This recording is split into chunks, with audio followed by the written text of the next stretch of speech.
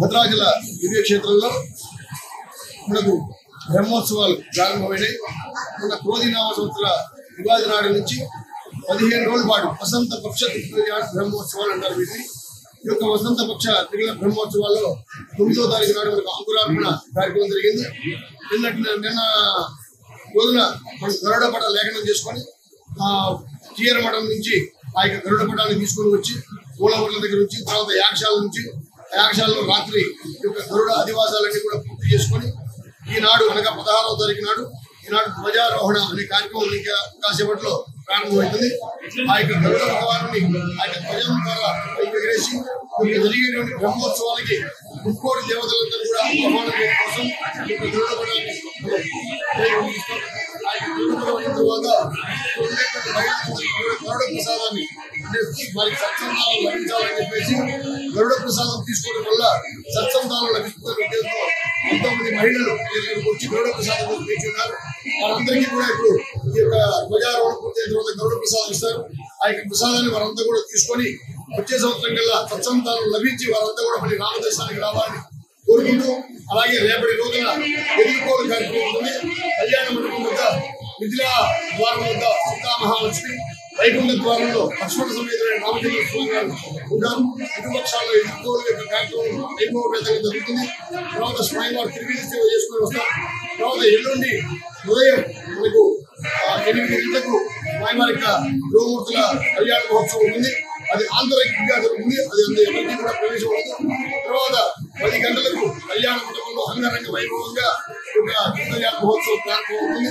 ఈ యొక్క మహోత్సవంలో భక్తులంతా కూడా పాల్గొని స్వామివారికి కళ్యాణ మహోత్సవాన్ని నిర్వహించవలసిందిగా కోరుతున్నాం.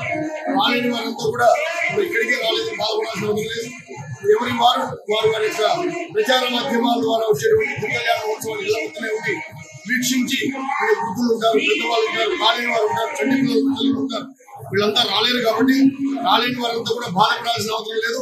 మనం ఇంటి వద్ద కూర్చొని రామనామస్మరణ చేస్తూ రామకోటి చేస్తూ ఆయన కళ్యాణాన్ని కలిగించిన భద్రాచల క్షేత్రంలో ఉన్నటువంటి ఫలితం దొరుకుతుంది. కాబట్టి మీరంతా కూడా మీ ఇళ్ళతో కూడా ఈ యొక్క కళ్యాణానికి జరిగించాల్సిన తెల్లారి 18వ తారీఖు నాడు పట్టాభిషేకం రాముడికి మాత్రమే ఉన్నటువంటి ఏకైక ఉత్సవం పట్టాభిషేకం. అలాంటి పట్టాభిషేకాన్ని కూడా అందరూ కూడా జరిగించవలసిందిగా కోరుతున్నాం.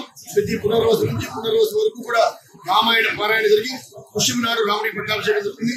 అలాంటి పట్టాభిషేకం 18వ తారీఖు జరుగుతుంది కాబట్టి దాన్ని కూడా వీక్షించవలసిందిగా కోరుతున్నాం. అదే రోజు సాయంకాలం మనకు రథోత్సవం కార్యక్రమం ఉంటుంది. తెల్లారి వేదాశీర్వచనం, దోపోత్సవం, తెప్పోత్సవం, నెక్స్ట్ ఉండిలోత్సవం, వసంతోత్సవం, అట్లాగే 23వ తారీఖు నాడు మనకు చక్రస్థానం చెప్పి గోదావరి నదీ తీర్థంలో చక్రస్థాన కార్యక్రమం ఉంటుంది. దాంట్లో కూడా భక్తులంతా కూడా 50 మంది భక్తులు, భోజనాలు, యాత్రికులు అంతా కూడా ఈ చక్రస్థానంలో పాల్గొని ఆ చక్రస్థానాన్ని ఆచరించడం వల్ల మనకు ఆయురారోగ్యాలు అన్ని కూడా లభిస్తాయి. కాబట్టి ప్రతి ఒక్కరు కూడా ఆ యొక్క చక్రస్థానంలో పాల్గొని ఆ రోజు సాయంకాలం స్వామివారికి శేషవాహనం మీద తర్వాత మనకు ధ్వజ అవరోహణ కార్యక్రమం, తర్వాత సాయంకాల సమయంలో ద్వాదశారాధనలు, ద్వాదశ ప్రదక్షిణలు, రాత్రి పుష్పయాగం, ఆ తర్వాత మహాకుంభ ప్రోక్షణతో మనకి ఈ యొక్క బ్రహ్మోత్సవాలన్నీ కూడా పూర్తయితాయి. ఆ మరునాడు మనకు 24వ తారీఖున ఉత్సవాంగ స్థాపనం, అంటే ఉత్సవాంగ స్థాపన ఉత్సవానంతర స్థాపనం. ముందు రోజు 9వ తారీఖు స్థాపనం అయింది.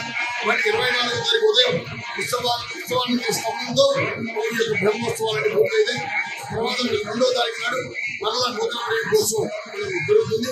అప్పటి వరకు కూడా మనకు 23వ తారీఖు కూడా 9వ తారీఖు 23వ తారీఖు ముఖ్య కళ్యాణాలు జరుపుకోవడం, అలాగే ప్రయోగోత్సవం కూడా 2వ తారీఖు మళ్ళీ మనకు స్వామివారి జై శ్రీరామ్.